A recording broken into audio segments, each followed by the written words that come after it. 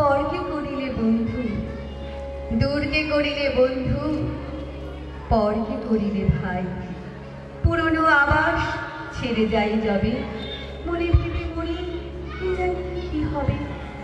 নূতনের মাঝে তুমি পুরাতন, সে কথা যে ভুলে যাই।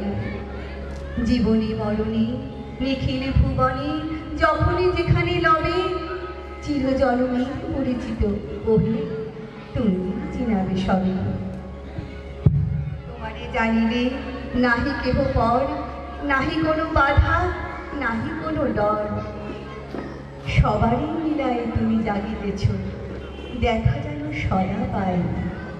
কত অজানারে জানাইলে তুমি, কত ঘরে দিলে ঠাই। দূরকে করিলে নিকট বন্ধু, পরকে করিলে ভাই। হ্যাঁ, তিনি আমাদের বন্ধু, ভাই, সহোদর, পিতা, জগৎ পিতা। আমাদের মনের সবটুকু তিনি গ্রাস করে রেখেছেন, পূর্ণ করে রেখেছেন। আমাদের সুখে দুঃখে সর্বদা আমাদেরকে আগলে রেখেছেন মাথার উপরে। তিনি আশীর্বাদ করে যাচ্ছেন। তাই তো প্রতিদিন সুখে দুঃখে সব সময় তাকে আমরা নির্দ্বিধায় স্মরণ করতে পারি। স্থলে জলে দুর্গমে সব সময় সব জায়গায়।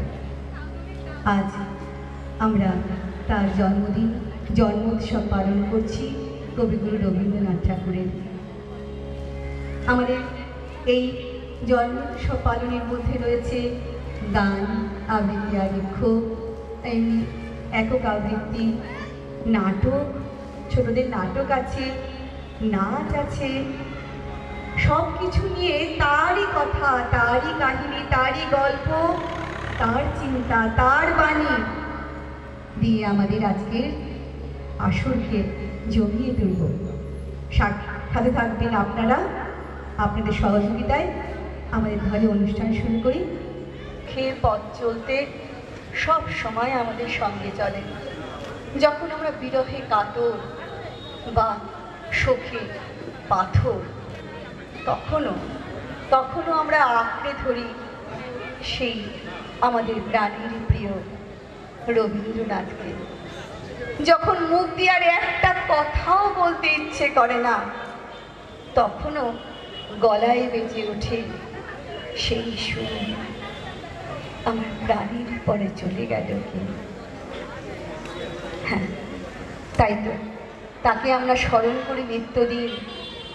আসো বন্দনা দিই, বন্দনা দিয়েও এরকম শোকে পাথর অবস্থায় সেই গান, সেই সুর, কবির গান আঁকড়ে ধরে কিভাবে যে বেঁচে আছেন তা তিনি নিজেই জানেন। আমাদের সকলের অনুরোধে, আমাদের অতি প্রিয় মানুষ, আমাদের সঙ্গে সবসময় উনি থাকেন, তাই ওনাকে ছাড়া আমাদের কোনো অনুষ্ঠান আমরা করব সেটা হতেই পারে না। সেই জন্য অত্যন্ত অনুরোধে, আমার একান্ত অনুরোধে দিদি এসেছেন তার গানের কলি দিয়ে, বাণী দিয়ে, সুর দিয়ে তার মনের ভেতরকার কষ্টটাকে ফুটিয়ে তুলতে। ওই যে বললাম, তিনিই আমাদের সর্বসহা, তিনিই আমাদের শেখান কি করে পড়ে গিয়ে আবার বেঁচে উঠতে হয়। অন্ধকারের মধ্যে তিনি তো আমাদের আলো দেখান। এবারে শিল্পী বন্দনা ভট্টাচার্য। বন্দনাদিকে তার এই মনের অবস্থার মধ্যেও যে আমাদেরকে গান শোনাতে পারলেন, তা ওই বললাম না, কবিগুরুই সহায়। তাই তো তিনি গান গাইতে পারলেন, আমাদের শোনাতে পারলেন। হ্যাঁ, এমন একটা কথা, মানে গুরুদেব বলছেন ছোটবেলায় তিনি তার রচনা শুনলেন, শুনে হাসলেন। তার গানে কথাটা পৌঁছলো, তিনি কিচ্ছু বললেন না, বললেন অনেক বড় হয়ে, একটু বড় হয়ে তার শোধ নিলেন। অদ্ভুত ব্যাপার, পিতৃদেবের উপর শোধ, মানে বাবার উপর শোধ কিভাবে নিলেন? হ্যাঁ, নিলেন মাঘ উৎসবে তিনি অনেকগুলি গান রচনা করলেন। তার মধ্যে একটি গান, নয়ন তো আমারে পায়না দেখিতে রয়েছে নয়নে নয়নে। এরকম অনেকগুলি গান রচনা করলেন মাঘ উৎসবে। পিতৃদেব তখন চুচুড়ায়। ডাক পড়ল রবি, রবির দাদা জ্যোতি দাদা এবং রবীন্দ্রনাথ চুচুড়ায় গেলেন। জ্যোতি দাদা হারমোনিয়ামে বসলেন আর রবিকে দেবেন্দ্রনাথ ঠাকুর বললেন, যা গান রচনা করেছ সব শোনালেন, সব গানগুলো শোনালেন। কোনো কোনো গান উনি দুবার তিনবার করে শুনলেন তার পিতৃদেব।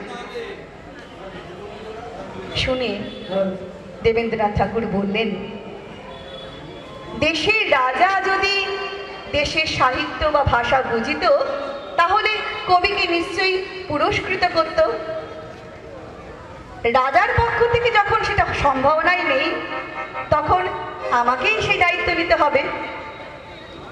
তাই দেবেন্দ্রনাথ ঠাকুর কবিগুরুকে একটি 500 টাকার চেক উপহার দিলেন। এইভাবে তার নেওয়া হলো প্রতিশোধ। গুজু বলে না, বড় মানুষদের বড় বড় আচরণ আমাদেরকে প্রতিদিন শেখায় একটু একটু করে বড় করে তুলতে। তার জীবন চর্চা